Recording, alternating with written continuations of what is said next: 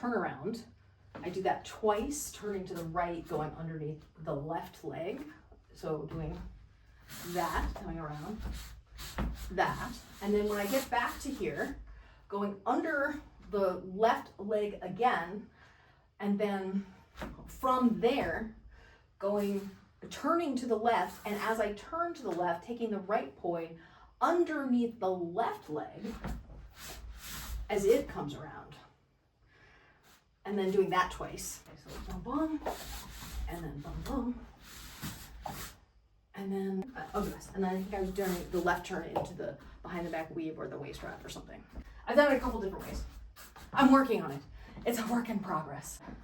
The right turn, and then the right turn, and then the leg, then the other leg, and then the left turn, and then the right turn, and then the behind the back weave turn.